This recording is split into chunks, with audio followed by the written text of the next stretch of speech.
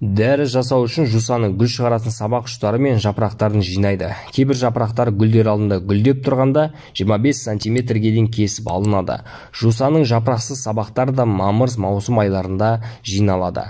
Жусаның дәрілік түрлерінен дәріге жарамайтын түрлерін ажырату оп-оңай. Дәріге жарамайтын жапырақтардың астыңғы беті күмістей жалтырап тұрады, үсті қоңыр жасыл болады.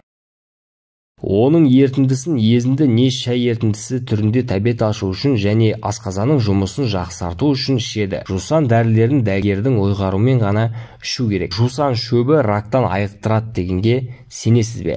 Қазақстандық дәрігер жусаннан емдік қасиеті бар дәрі жасалған. Ол өт жолдарын асқазан мен тері ауруларына ем екен. Қазақстанның ұлттық ғылыми академиясының академигі Серғазы Әдекеновтың басшылығымен жусаннан арглабин атты дәрі жасалыпты. Қазір бұл дәрі ақш, Ұлыбритания, Жапония, Қытай, Германия, Швеция секілді және тағы басқа елдерде таралып қатерлі ісік ауруына қарсы қолданылуда. Дәрігер гематеп Мақсат Әбдіқадырдың жусан өңештің қатерлі ісігін емдей алатынын айтады. Шымкенттегі бір науқасқа дәрігерлер өңештің қатерлі ісігі деген диагноз қойды. Ол маған тиісті қағаздармен келді. Оның ауруын емдеу үшін жусан адыраспан шөптерін қосып дәрі жасап бердім. Науқасты 6 айдан кейін тексерген кезде рактың жазылғаны дәлелденді дейді.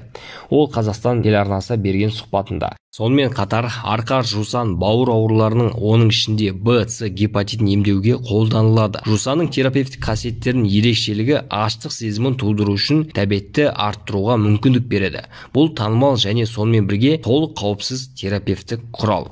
Құрметті көрермендер, каналға жазылып, лайк басып, подписка бөлімін басып қойыңыздар. Мен сіздерге дәрігер айтпайтын құпия өте маңызды ақпараттармен бөлісіп отыратын боламын.